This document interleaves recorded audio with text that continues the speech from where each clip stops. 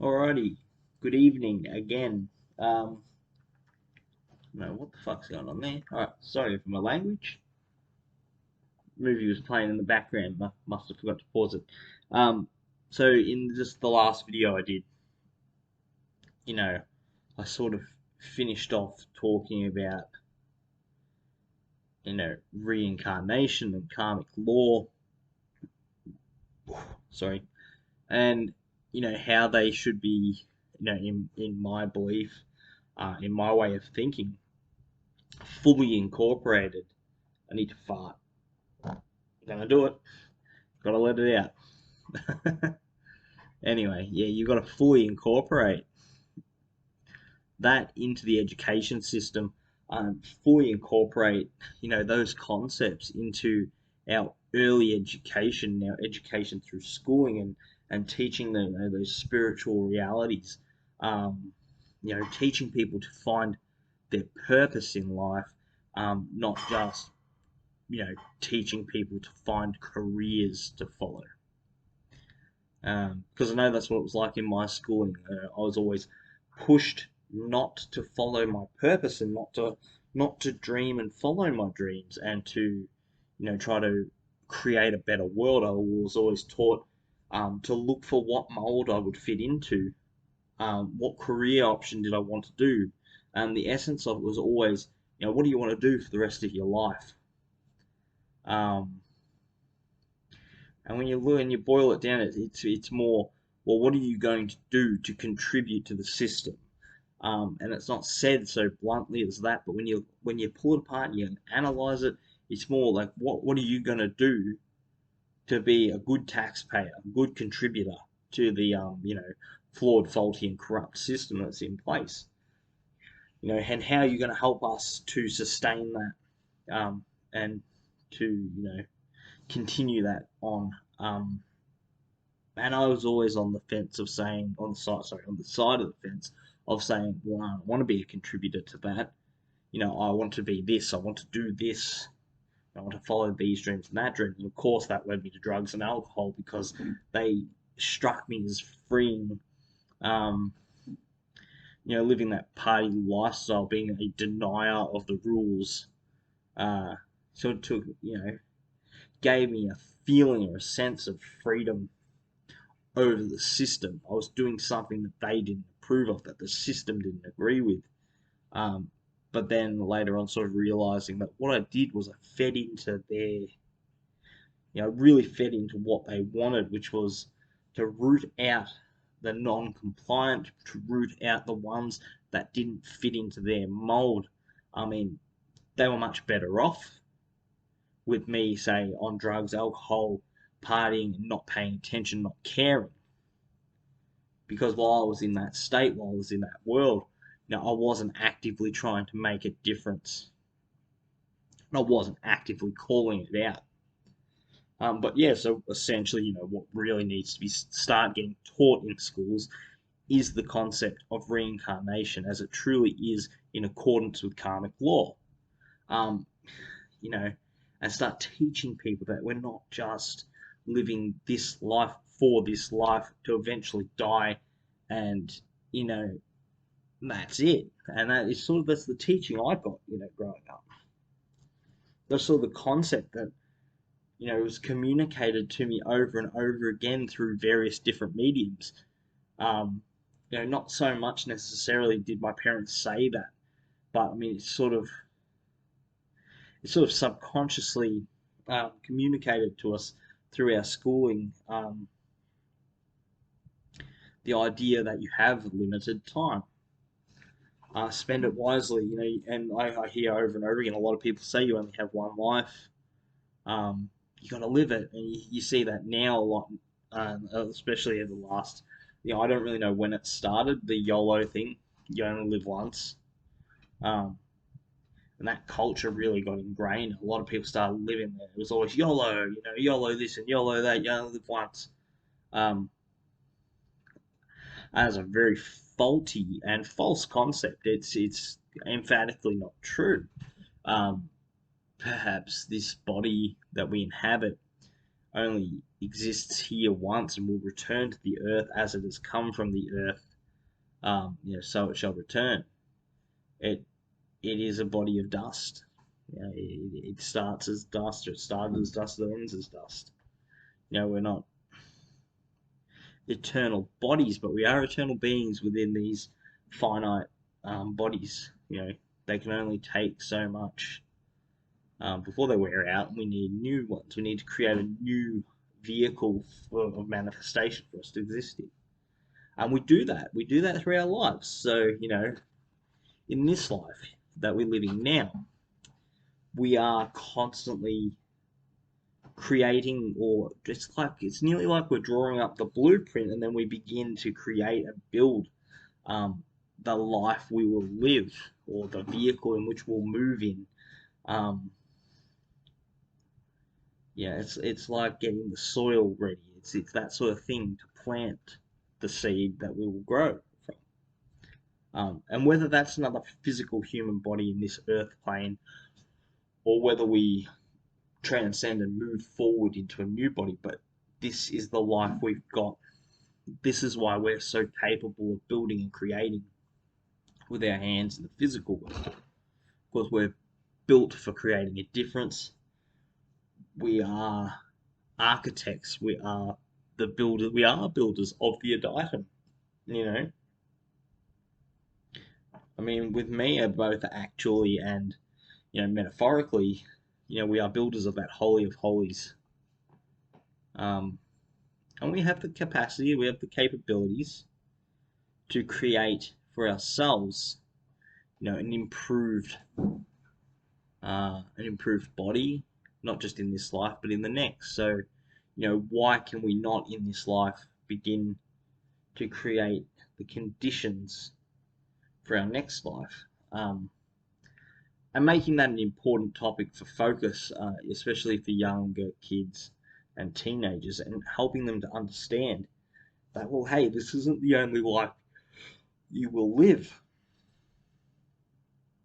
And if they want proof of that, you just need to get them thinking about time as an internal construct, not just as a limited and finite thing, as A to B. I mean, talk about it as eternity. And I think people start to grasp it. The younger you sort of start putting the ideas and the concepts of the eternal into people's heads, and I'm not talking about religion here. I'm talking about, I'm talking about karma, why it's important, and how it actually works, and how we can use these laws, or we can live in accordance with karmic law, which is natural law, to create better lives for ourselves, not just now, but in the future, and for the greater good as well. Um, so yeah, that's what I wanted to talk about entirely, was that we can create, and what we are doing with all of our actions. So actions that are in accordance with natural law have um, have positive, constructive, creative benefits, or effects. The things that are debilitating, immoral, um, and our wrong actions in the world have the opposite effect. Um, this is the thing. If you put a good seed into rotten soil, if you put those good ideas, that good that is in you, and a beautiful, good soul, and you keep on feeding it stuff that's rotten, you keep on feeding it things that are not good for it, we're obviously not going to create something beautiful. We're going to create something corrupted, um, which I believe is what we do day in, day out. I mean, I know I still don't treat myself as good as I should. Sometimes I eat all the wrong foods. Am I better than I was? Definitely. I've still got a long way to go, you know, as a lot of us do. And we can never stop in trying to improve. Keeping an eye on that, especially keeping an eye on our impact that we have on others. I mean, that's the most important. That is the golden rule, is it not? You know, really keep an eye on how we treat others, um, what our actions, what impact our actions have on others.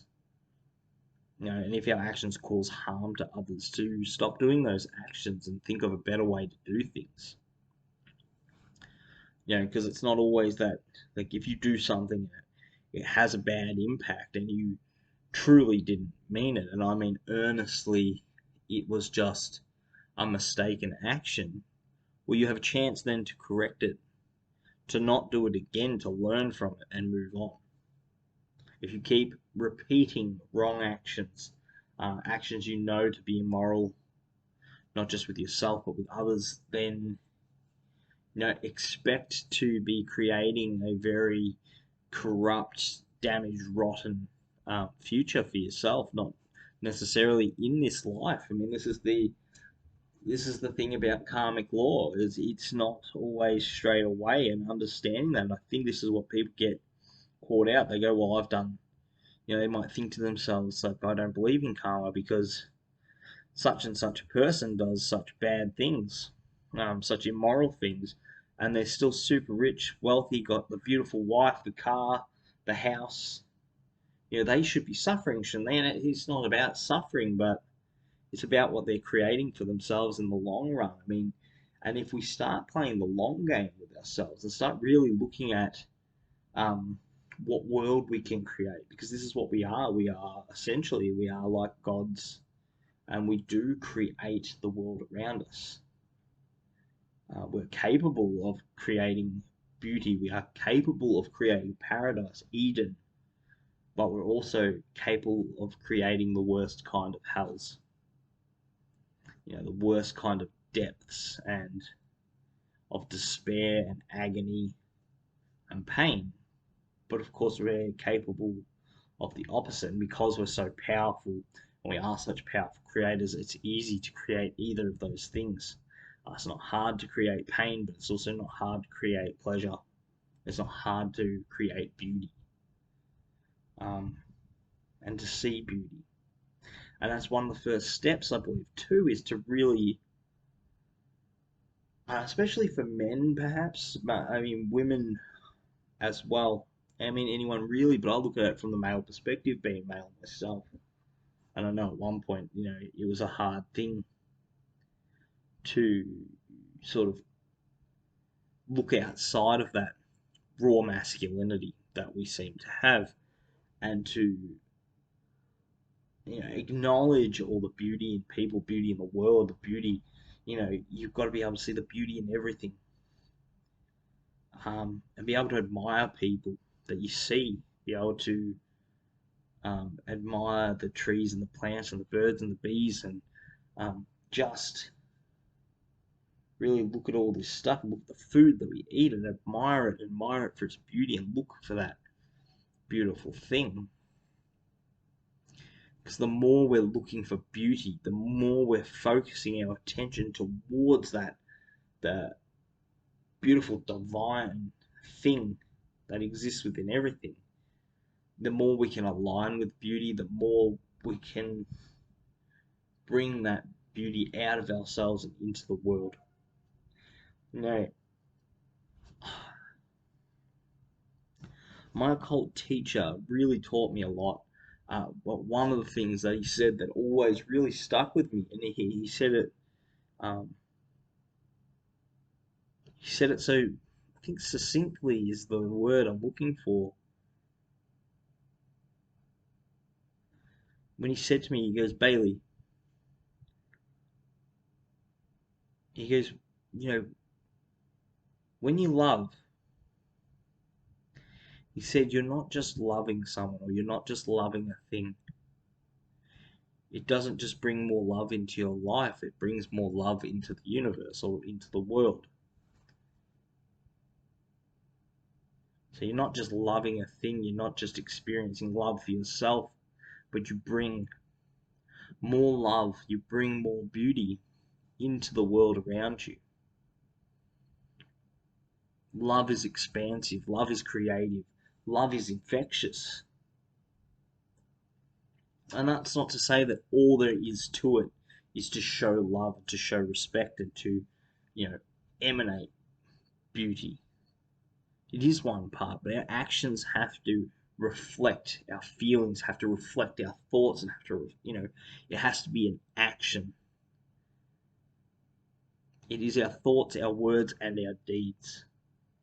So the things we think, and if we can think beautiful thoughts, if we can think loving thoughts towards people, caring thoughts, and that's not to say that, when somebody does wrong against you, to not stand up for yourself. I'm not teaching passivity like some people do.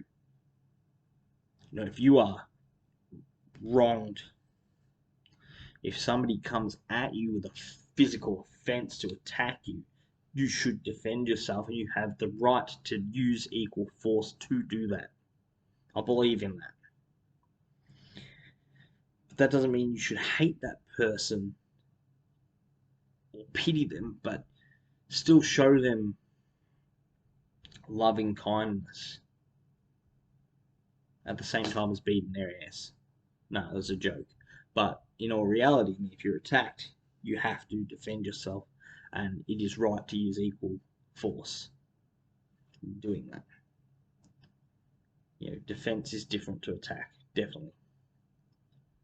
But yeah, then still just give them care. Always, always try to treat your enemy better than they would treat you. If we had that attitude, then wars would cease, because each side would come to perhaps come close to blows and then be both trying to treat each other better. We could work through so much more had we had the mentality of trying to treat them better. So emanate love, emanate beauty. Try to bring as much beauty and love into your life as you can. The first steps are just stepping outside in the morning and taking that beautiful first breath of fresh air, opening your eyes and seeing your beautiful partner, your spouse, lying next to you, looking out at your pets and watching them play, or whatever it might be, a bird flying through the sky, or an apple falling from a tree, that first sip of coffee, whatever it might be, whatever little thing. I'm really just taking the time to acknowledge it for the beautiful thing that it is. And that's so important towards building a better world. Um, yeah, I think that's all I have to say in this one. Just realizing that we can build a better world now, and that if we build a better world now, for not just for ourselves, but for our, future generations, we are building a better world for us to perhaps come back into. If we happen to reincarnate here, try to build ourselves better, in a way. And that's not a comment on the build back better, but build ourselves better, build better conditions for us to live in. We know what we want to be, we know what's good for us. We just ignore it. Constantly try and build that temple of the soul, the temple of the heart, and walk the path with the heart. Because I think it's in Carlos Castaneda's books where Don Juan says that, the path that has a heart is the path of the warrior.